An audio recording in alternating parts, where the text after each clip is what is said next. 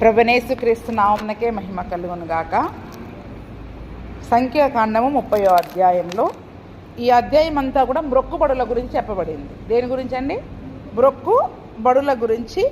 మరి ఇజ్రాయేలు ప్రజలలో ఎవరైనా మరి ఏదైనా మ్రొక్కుబడులు చేసుకున్నప్పుడు వారు ఏ రీతిగా ఆ మ్రొక్కుబడులు తీర్చాలి, కొన్నిసార్లు తీర్చలేని పరిస్థితులు వచ్చినప్పుడు మరి ఆ పరిస్థితులలో ఏ రీతిగా మరి వాళ్ళు దాని నుంచి విడుదల పొందాలో కూడా ఈ యొక్క అధ్యాయంలో రాయబడి ఉన్నాయి. మొదటి వచనంలో చూసుకున్నట్లయితే, మోషే ఇజ్రాయేలుల యొక్క గోత్రాధిపతులలో ఇట్లా నేను, ఇది యెహోవా ఆజ్ఞాపించిన సంగతి కదండి. ఈ మ్రొక్కుబడుల గురించి కూడా ఎక్కడా కూడా మరి ఈ మోషే తన స్వంత మాటలను కానీ తన స్వంత నీతిని కానీ సిద్ధాంతాలను కానీ ఇక్కడ చెప్పినట్టుగా లేదు. ప్రతిదీ కూడా దేవుడు ఆజ్ఞాపించినదే అక్కడ ఇజ్రాయేలులకు అక్కడ బోధిస్తూ వస్తూ ఉన్నాడు. కాబట్టి ఎవరు ఆజ్ఞాపించారు? ఇదంతా కూడా యెహోవా ఆజ్ఞాపించిన సంగతి. ఒకడు యెహోవాకు మ్రొక్కుకొనిన ఎడల, లేక తాను బద్ధుడొకటకు ప్రమాణము చేసిన ఎడల, అతడు తన మాట తప్పక తన నోట నుండి వచ్చినదంతయు నెరవేర్చవలెను. ఈ మొదటి 2 వచనాలలో కూడా ఒక వ్యక్తి గురించి చెప్పబడింది.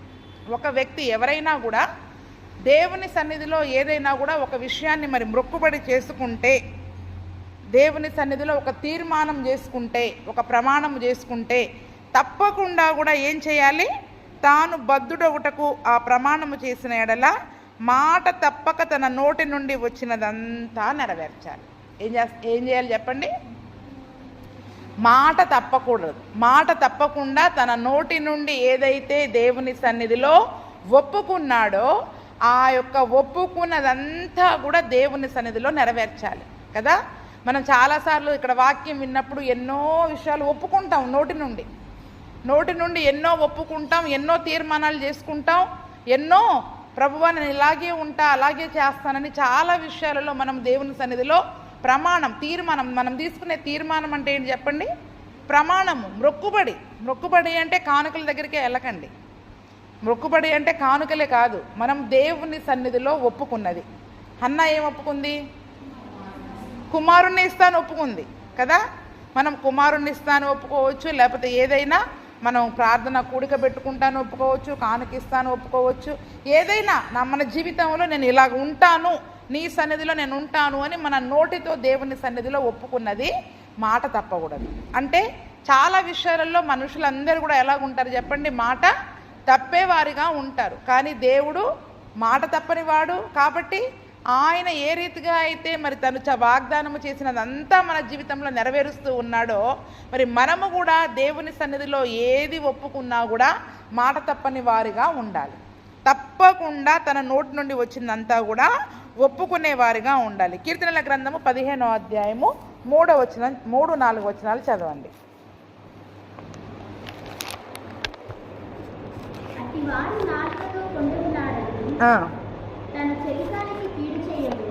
తన పొరుగువాని మీద నింద మోపడు, అతని దృష్టికి నీచుడు అసహ్యుడు. అతడు యెహోవా యందు భయభక్తులు గలవారిని సన్మానించును. అతడు ప్రమాణము చేయగా నష్టము కలిగినను మాట తప్పడు. ఇక్కడ ఏమని చూడండి? మొదటి మాట, దేవుని గుడారములో అతిథిగా నివసించదగిన వాడు, పరిశుద్ధ పర్వతము పైన నివసింపదగిన వాడు ఎవడు అంటే, నాలుకతో కొండెములాడని వ్యక్తి. ఎవరు చెప్పండి? అంటే దేవుని సన్నిధిలో కొండెములు అంటే మనం మామూలుగా ఇక్కడి సంగతులు అక్కడ, అక్కడి సంగతులు ఇక్కడ అని అనుకుంటాం. అయితే దేవుని సన్నిధిలో మనం ఒప్పుకున్నది చాలాసార్లు మనం చేయకుండా ఇక్కడ ఒప్పుకొని అమ్మో నేను తర్వాత చేయలేను అని అబద్ధం చెప్పడం. కొండెము అంటే ఒక రకంగా ఏంటంటే అబద్ధాలు కూడా. అంటే మన నాలుకతో ఒప్పుకున్న దాన్ని మళ్ళీ తర్వాత మనం ఏం చేస్తాం?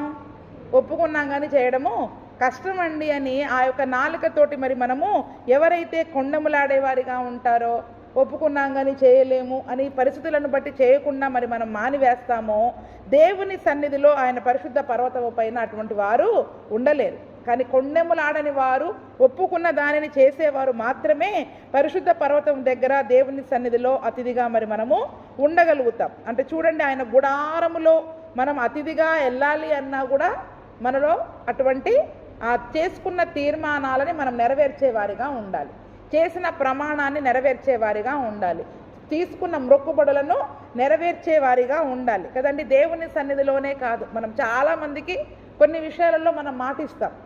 అలా చేస్తామండి, ఇలా చేస్తాం, నేను నీకు సహాయం చేస్తాను అని చాలామందికి మాట ఇచ్చి కూడా మనం ఏం చేస్తూ ఉంటాం చెప్పండి?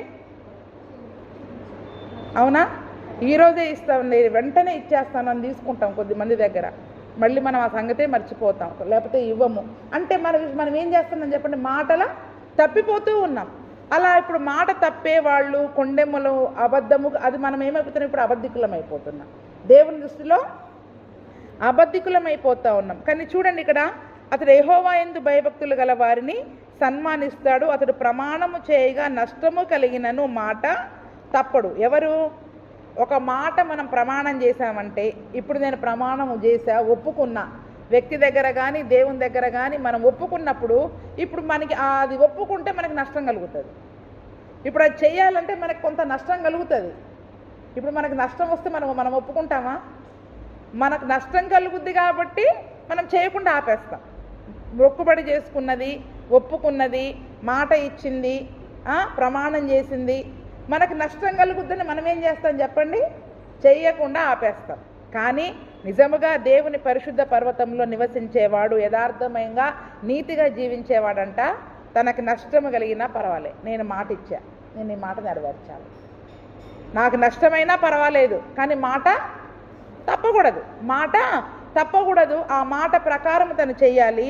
అందుకని అతడు ప్రమాణము చేసినప్పుడు నష్టము కలిగినా కూడా మాట తప్పడంట. అంటే మనకి నష్టమైనా పర్వాలేదు, మొక్కుబడి చేసుకున్నాము కదా, నేను నా నోటి నుంచి ఒప్పుకున్నాను, కానీ మరి ఈ ఒప్పుకున్న దాని వలన నేను చేసే ఈ పని చేస్తే నాకు కొంత నష్టము కలుగుద్ది, నాకు లేని పరిస్థితి వస్తుంది, కాబట్టి ఎలాగా అని ఆలోచించి మరి మనం ఆ మొక్కుబడులు చేయలేదనుకోండి, మరి దేవుని దృష్టిలో మరి మనము అంటే ఆ యొక్క అతిథిగా కూడా వెళ్ళే పరిస్థితి మనకు ఉండదంట.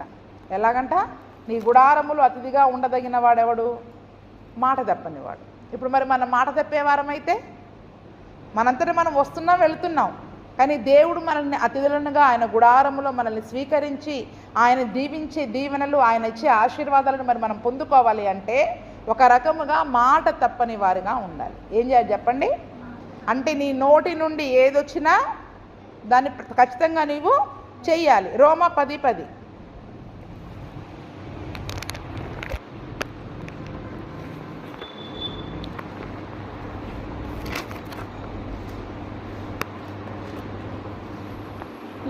తొమ్మిది కూడా చదవమ్మ. అందుకేమనగా యేసు ప్రభువని నీ నోటితో ఒప్పుకొని దేవుడు మృతులలో నుండి ఆయనను లేపెనని నీ హృదయమందు విశ్వసించిన యెడల నీవు రక్షింపబడుదువు. ఏలైనగా నీతి కలుగునట్లు మనుషుడు హృదయంలో విశ్వసించును, రక్షణ కలుగునట్లు నోటితో ఒప్పుకొను. ఇక్కడ చూడండి, 2 విషయాలు ఉన్నాయి. మొదటిది నోటితో ఒప్పుకోవడము, హృదయంలో విశ్వసించడం కదండి. ఇక్కడ యేసు ప్రభు దేవుడని మనం నోటితో ఒప్పుకుంటున్నాం, హృదయంలో విశ్వసిస్తున్నాం. ఏం ఒప్పుకుంటున్నాం చెప్పండి? ఆయన దేవుడని మనం ఎప్పుడైతే ఒప్పుకుంటామో మనం రక్షణ పొందుకుంటాం. ఆయన స్వస్థపరిచే దేవుడని ఎప్పుడైతే నోటితో ఒప్పుకుంటామో, హృదయంలో విశ్వసిస్తామో, అప్పుడు మనం స్వస్థత పొందుకుంటాం. అయితే చాలామంది నోటితో ఒప్పుకుంటారు కానీ హృదయంలో విశ్వాసం ఉండదు, హృదయంలో విశ్వాసము ఉండదు. కాబట్టి మనకి స్వస్థత, విడుదల అనేవి మనకి రావు. అంటే ఇక్కడ యేసు ప్రభు దేవుడని మనం నోటితో ఒప్పుకున్న తరువాత మరి ఆయన చెప్పిన మాటల ప్రకారం మనం జీవించకపోతే, ఈ పరిశుద్ధ గ్రంథంలో దేవుడు మనకిచ్చిన ఆజ్ఞల ప్రకారం మరి మనం చేయకపోతే, ఆయన దేవుడని ఒప్పుకుంటున్నావు, మరి ఒప్పుకున్నప్పుడు ఆయన ఇచ్చిన మాటను మనం గైకొనాలా లేదా? నీతి కలుగునట్లు ఏం చేయాలా? హృదయం మంది విశ్వసించాలా, నోటితోటి ఒప్పుకోవాలి. అప్పుడే మరి మనం ఆయన నీతిగా మార్చబడతాం. కానీ ఆయన దేవుడని మరి మనం ఒప్పుకుంటున్నప్పుడు ఆయన చెప్పిన మాటలని ప్రకారం మాత్రం మనం చాలా విషయాల్లో ఏం చేస్తూ ఉన్నాం? తప్పిపోతూ ఉన్నాం. మాట విషయంలో తప్పిపోతూ ఉన్నాం. కాబట్టి ఎవరైనా ఒక వ్యక్తి దేవుని సన్నిధిలో ఒక మొక్కుబడిని చేసుకున్నట్లయితే తప్పకుండా, అంటే ఇక్కడ మొక్కుబడి అంటే పాత నిబంధన కాలంలో చాలామంది తలనీలాలు కూడా ఒప్పుకునేవాళ్ళంట. ఏంటంట? ఎందుకంటే ఎవరు పౌలు గారు కూడా తలనీలాలు సమర్పించినట్టుగా చూసుకుంటారు. అంటే వాళ్ళు ఉపవాసం ఉన్నప్పుడు, ఉపవాసము ఈ దినాలు అయిపోయే వరకు కూడా నేను తలనీలాలు తీయను, గడ్డము అంటే ఏమంటారు దాన్ని తెలుగులో, గోరగించడం అనేది అసలు ఉండదు. అలాగే ఉంటారు. ఉపవాస దినాలు అయిపోయే వరకు కూడా వాళ్ళు తమ్మును తాము ప్రతిష్ఠించుకుంటారు. కొద్దిమంది స్త్రీలకి దూరంగా ఉండేవాళ్ళు ఉంటారు. అంటే ఏదైనా అవి వాళ్ళు మొక్కుబడులు ప్రతిష్ఠించుకొని తాము పరిశుద్ధంగా దేవుని సన్నిధిలో ఒప్పుకుంటున్నారు. కాబట్టి మనం ఏది దేవుని సన్నిధిలో ఒప్పుకున్నా, ఉపవాసం ఉంటామని ఒప్పుకున్నాం, ఖచ్చితంగా వారం ప్రార్థనలకు వెళ్తామని ఒప్పుకుంటాం, జనవరి 1వ తారీఖు ఎన్ని తీర్మానాలు తీసుకుంటాం, ఎన్ని వాగ్దానాలు తీసుకుంటాం, ఈ సంవత్సరం నేను ఇలాగ ఉండాలి, అలాగ ఉండాలి, వాక్యంలో ఇలా ఎదగాలి, ఇలా ప్రార్థన చేసుకోవాలి. అవునా? 6 నెలలు అయిపోయింది. ఎంతవరకు మనం కరెక్ట్గా ఉన్నాం? ఒప్పుకున్న వాటిల్లో ఎంతవరకు కరెక్ట్గా ఉన్నాం? అంటే మనం చాలా విషయాలలో మనం ఏమైపోతున్నాం, మాట తప్పిపోయే వారిగా ఉంటున్నాం. కానీ దేవుని యొక్క వాక్యం ఏమని చెప్తా ఉంది? తప్పకుండా మన నోటి నుండి వచ్చింది నెరవేర్చాలి. విశ్వాస ప్రమాణం అంటారు దాన్ని. ఏంటది? నువ్వు హృదయంలో విశ్వసించి ఆయన దేవుడిని ఒప్పుకొని విశ్వాసముతో నేను దేవా నేను నీ కొరకు ఇలా జీవిస్తానని ఏదైనా ఒక మొక్కుబడి చేసుకున్నట్లయితే మాట తప్పని వారిగా ఉండాలి. దీన్నే కొత్త నిబంధనలో కూడా యేసు ప్రభుల వారు చెప్తారు. చూడండి, మత్తయి సువార్త 5:33.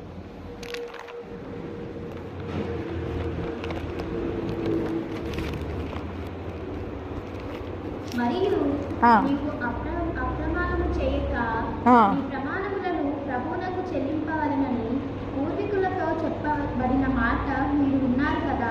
ఏది పూర్వీకులతో చెప్పబడ్డది? ఏంటి? ఇది పాత నిబంధన గ్రంథంలో ఇప్పుడు చెప్పారు కదా, అది పాత నిబంధన గ్రంథంలో మీ భక్తులతో మీ పూర్వీకులతో ఆ ధర్మశాస్త్ర కాలంలో నేను మీతో చెప్పా. ఏమని? ఇదే, అప్రమాణము చేయక మీ ప్రమాణములను ప్రభువుకు అంటే ప్రమాణం అంటే ఏంటి చెప్పండి? దేవుని సన్నిధిలో నీ నోటితో నువ్వు ఒప్పుకున్నది. ప్రతి వారం మనం వాక్యం వింటాం. వాక్యం వినగానే నేను యేసయ్య ఈ రకంగా జీవిస్తాను అని మన నోటితో ప్రమాణం చేసుకుంటున్నామా లేదా? ఒప్పుకుంటున్నామా లేదా? ఒప్పుకోలే ప్రమాణం. ఏంటి చెప్పండి? మనం ఒప్పుకోవడమే ప్రమాణం, ఇలా జీవిస్తానని. వాక్యం విన్న వెంటనే మేము ఏం చేస్తాం? ఆల్టర్ కాల్ ఇస్తాం. అంటే మీ పాపాలను ఒప్పుకొని ఈ వాక్యానుసారంగా మీరు జీవించండి అని మేము ఏం చేస్తాం? మీకు సమయం ఇస్తాం. ఆ సమయంలో ఎంతమంది ఒప్పుకుంటున్నారు? ఆ ఒప్పుకున్న దాన్ని మనము అప్రమాణము చేయకూడదు, ప్రమాణం చేసిన దాన్ని విడిచిపెట్టకూడదు. కాబట్టి ఆ మాట మీరు విన్నారు కదా. అయితే ఇప్పుడు యేసు ప్రభుల వారు ఏం చెప్తున్నారు? నేను మీతో చెప్పున్నదేమనగా ఒట్టు పెట్టుకొనవద్దు, ఆకాశము తోడనవద్దు,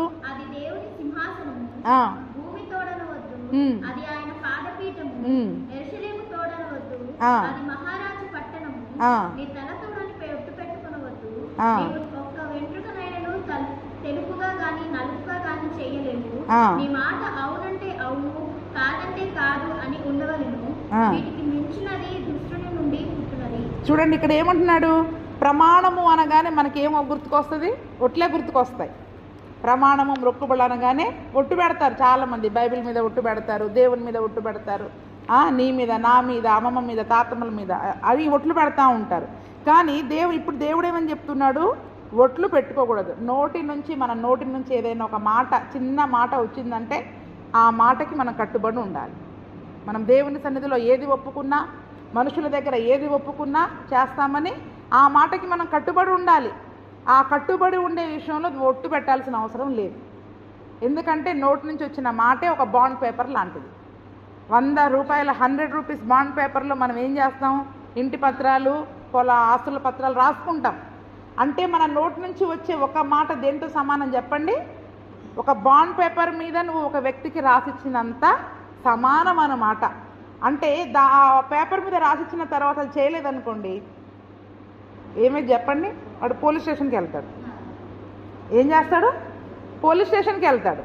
అంటే ఒక రకంగా ఇప్పుడు కూడా మనం దేవుని సన్నిధిలో తప్పిపోయామనుకోండి, ఇప్పుడు దేవుని సన్నిధిలో ఒప్పుకున్నది బాండ్ పేపర్ మీద మనం రాసిస్తున్నట్లు దేవునికి రాసిచ్చిన తర్వాత మనం చేయలేదనుకోండి, అది చట్ట విరుద్ధం. అంతేనా కాదా? చట్ట విరుద్ధం, అది న్యాయ విరోధంగా మనం జీవిస్తున్నట్టు. అట్లా ఎన్ని ఒప్పుకోకుండా మనం న్యాయ విరోధంగా జీవిస్తున్నాం చెప్పండి? ఎన్ని విషయాలలో అన్యాయంగా మనం జీవిస్తున్నాం అసలు. అంటే కొన్ని విషయాలు అయితే మర్చిపోతాం మనం, కొన్ని సంగతులు అయితే మరి మనకి గుర్తే ఉండదు. అసలు పోయిన ఆదివారం ఏం ఒప్పుకున్నావు దేవుని సన్నిధిలో? ప్రతిరోజు ప్రార్థన చేస్తున్నావు, ఏం ఒప్పుకుంటున్నావు దేవుని సన్నిధిలో? ప్రార్థన అయిపోయాక ఆ సంగతులే మర్చిపోతాం, ఆ వాక్యము మర్చిపోతున్నాం, ఆ సంగతులు మర్చిపోతున్నాం. అందుకనే 37లో ఏమంటున్నాడు? మీ మాట అవునంటే అవును, కాదంటే కాదు ఉండవలనే. ఇంటికి మించి బైబిల్ మీద ప్రమాణం చేయి, అక్కడ ప్రమాణం చేయి, ఈ ఒట్టు పెట్టు, ఇవన్నీ అవన్నీ కూడా దుష్టు నుండి పుట్టేయే. ఎవడా దుష్టుడు? కీడుే. అవన్నీ కూడా సమస్త కీడులకి మూలమే. ఇంకా ఏ ఒట్లు పెట్టుకొని అవసరం లే. నేను మాట ఇచ్చానా చేస్తా, లేదా అంటే మాట ఇవ్వకుండా ఉండడం ఉత్తమం. ఏం చెప్పండి? ప్రసంగి గ్రంథంలో చెప్తాడు కదా. అందుకని సామెతలు 20:25 ఉంటుంది, వివేచింపకుండా ఇది ప్రతిష్ఠితమని మనం తొందరపడి మొక్కుబడి చేసుకోకూడదు. అందుకనే దేవుని సన్నిధిలో నువ్వు తీర్మానం చేసుకుంటే, హృదయంతో ఒప్పుకుంటే, సామెతలు 20:25.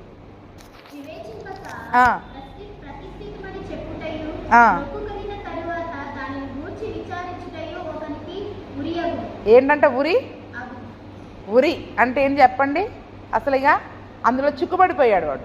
అందుకనే మనం మొక్కుబడి చేసుకునేటప్పుడు మన పరిస్థితులను పట్టుకొని అది నిజంగా మనం చేయగలుగుతామా లేదా అని సంగతులను విచారించుకొని కదండి ఇక్కడ నువ్వు తీర్మానం తీసుకుంటావు, దేవుని సన్నిధిలో నేను బాప్తిస్మం తీసుకోవాలని. ఇంటికి వెళ్తే మీ ఆయన ఒప్పుకోడు, నువ్వేం చేస్తావు చెప్పి? ఇప్పుడు అది ఊరైద్దా లేదా నీకు ఇప్పుడు?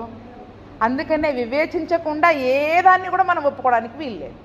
వివేచింపకుండా దేవుని దగ్గర ఏ సంగతిని కూడా ఒప్పుకోవడానికి వీల్లేదు. ఎందుకు లేదా అంటే అది మనకి ఏమైపోద్దంట? ఉరి అయిపోద్దంట.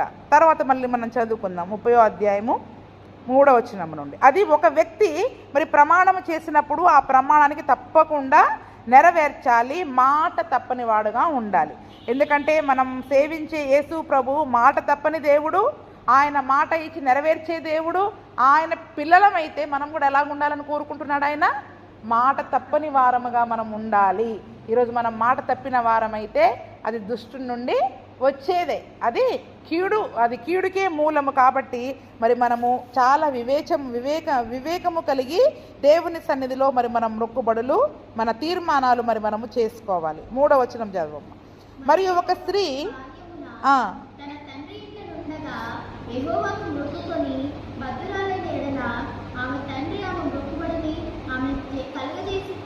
బాధ్యతను విని దాన్ని పూడ్చి ఊరకొనిన ఎడల ఆమె మొక్కుబడులన్నీ నిలిచును. చదువు. ఆమె తాను బద్దురాలగుటకు పెట్టుకున్న ఒట్టు నిలిచును. ఆమె తండ్రి విన్న దినమున ఆక్షేపణ చేసిన ఎడల ఆమె మొక్కుబడులలో ఏది ఆమె తన మీద పెట్టుకున్న బాధ్యతలో ఏది నిలవకపోవు. ఆమె తండ్రి దాని మీద ఆక్షేపణ చేసింది కనుక యెహోవా ఆమెను క్షమించును. మొదటి 2 వచనాలేమో ఒక వ్యక్తి గురించి చెప్పారు, పురుషుని గురించి చెప్పారు.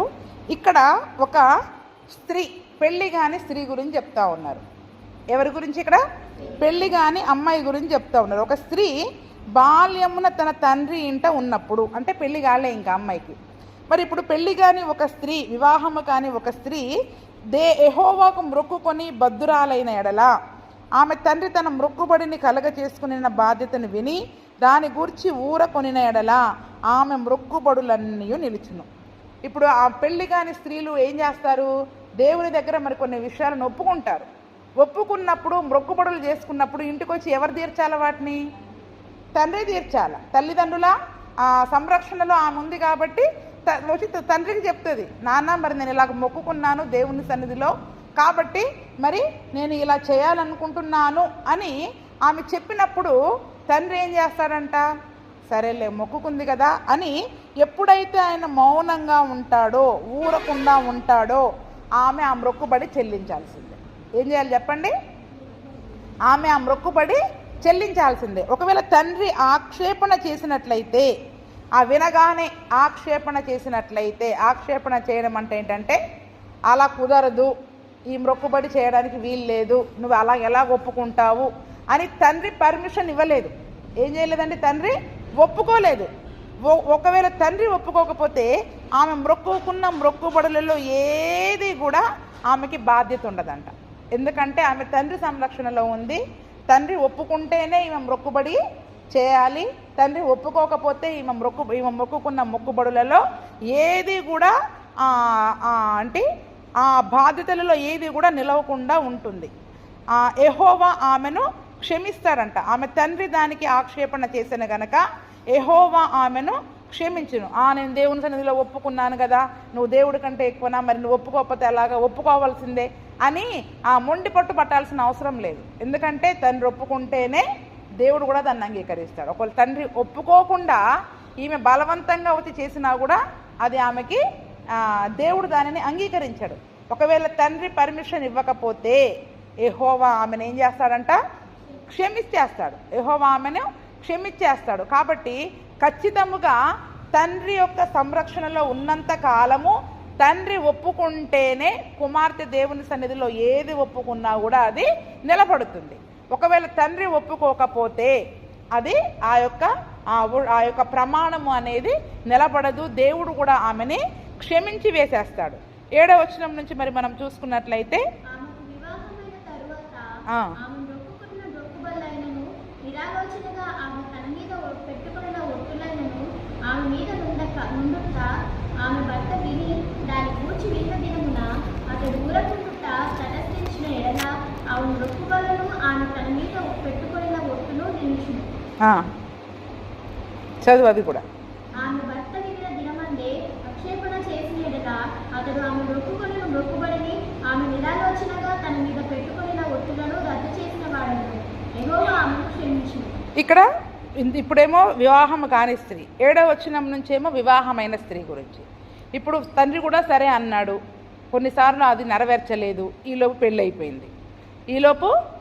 అయిపోయింది. వివాహమైన తర్వాత మరి మొక్కుకున్న మొక్కుబళ్ళన్నీ నిరాలోచనగా, అంటే అవి ఆలోచన లేకుండా తన మీద పెట్టుకున్న ఆ ఒట్టులు ఆమె మీద ఉండుట అవన్నీ కూడా ఏం చేసింది? భర్తకు చెప్పింది. నేను ఇలా మొక్కుకున్నాను, మా నాన్న కూడా ఒప్పుకున్నాడు, కానీ ఇంకా నేను ఆ మొక్కుబళ్ళు తీర్చుకోలేదు, దేవుని సన్నిధిలో ఇలాగ అనుకున్నాను అని భర్తకు చెప్పినప్పుడు భర్త విన్నప్పుడు వెంటనే మౌనంగా ఉన్నాడు అనుకో, సరేలే ఒప్పుకున్నావు కదా, తర్వాత ఎప్పుడైనా అవన్నీ కూడా తీర్చుకుందులే, దాని ప్రకారం చేద్దులే అని ఒకవేళ మౌనంగా ఉన్నాడు అనుకో, అవన్నీ కూడా తను చేయాల్సిందే, అవన్నీ కూడా నిలబడి ఉంటాయి, అవన్నీ కూడా ఆ స్త్రీ చేయాల్సిందే. ఒకవేళ వినగానే భర్త కూడా వద్దంటాడు, ఏం చేస్తాడు?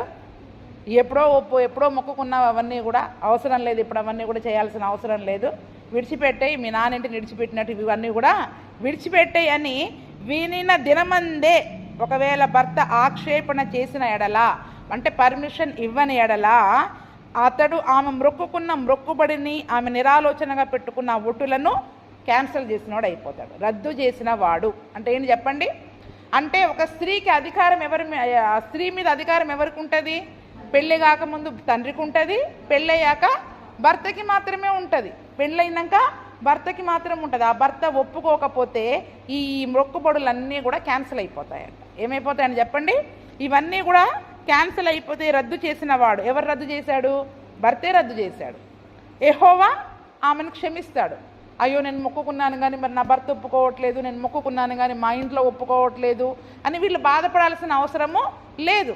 ఒకవేళ భర్త ఒప్పుకొని మౌనంగా ఉంటే చేయాలి, ఆ ప్రమాణాన్ని నెరవేర్చాలి, ఆ మాటని నెరవేర్చాలి. ఒకవేళ భర్త ఒప్పుకోకపోతే మనం బాధపడాల్సిన అవసరమే లేదు. ఎందుకంటే యెహోవా ఆమెను క్షమిస్తాడు. ఎందుకంటే దేవుడే చెప్పాడు వాక్యములో, ఏమని? పిల్లలారా మీ తల్లిదండ్రులకి లోబడమని దేవుడే చెప్పాడు. మళ్ళీ స్త్రీలకు కూడా ఏం చెప్పాడు? స్త్రీలారా అన్ని విషయాలలో మీ భర్తలకు లోబడి ఉండండి. ఒక విషయం అని చెప్పాడా? అన్ని విషయాలలో మీ భర్తలకు లోబడి ఉండండి. అంటే వాళ్ళకి ఇష్టము లేకుండా ఏది కూడా మనం బలవంతంగా దేవుని సన్నిధిలో చేయడానికి వీలు లేదు, వాళ్ళ ఇష్టము లేకుండా కదండి. అంటే దేవుని నమ్ముకోకూడదా అని కాదు. ఇప్పుడు బాప్తిస్మాలు తర్వాత చాలా విషయాలు ఉంటాయి. కొద్దిమందికి స్త్రీలకి తాళి తీయడం, అంటే కొన్ని సంఘాలలో మెట్టెలు తాళి అన్నీ తీసేయమంటారు, కానీ భర్తకి ఇష్టం ఉండదు. అట్లాంటప్పుడు మరి తీయాల్సిన అవసరమే లేదు. అసలు అవన్నీ కూడా అడ్డమేమీ కాదు దేవుడికి. దేవుడు మన హృదయాన్ని చూస్తాడు, మన బాహ్య సంబంధమైన ఏ అలంకరణను కూడా దేవుడు పట్టించుకోడు. నిజమైన భక్తి అనేది మనలో ఉన్నప్పుడు మనమే అవన్నీ కూడా తీసేస్తాం. కానీ బలవంతంగా ఏవి కూడా, ఒకవేళ నువ్వే మొక్కుకున్నావు, నేను వాళ్ళందరినీ చూసి నేను తీసేస్తానని మీరేమో అనుకున్నారు, కానీ భర్త ఒప్పుకోలేదు, ఏం చేయాలి చెప్పండి? మీరు వాళ్ళన్నీ అలాగా ఉంచాల్సిందే. అంటే తండ్రికి ఇష్టం లేకుండా, భర్తకి ఇష్టం లేకుండా ఎవరు ఏది కూడా బలవంతముగా తమ ఇష్టాన్ని బట్టి చేయడానికి వీలు లేదు. తల్లిదండ్రులకి వివాహం కానంత వరకు స్త్రీలు తండ్రికే లోబడి ఉండాలి. వివాహమైన తర్వాత భర్త ఒప్పుకుంటే నువ్వు చెయ్యి, ఒప్పుకోకపోతే వాటన్నిటినీ దేవుడు ఏం చేస్తాడంట? క్షమించి వేసేస్తాడు. దేవుడు క్షమించి వేసేస్తా ఉంటాడు. తర్వాత 9వ వచనము.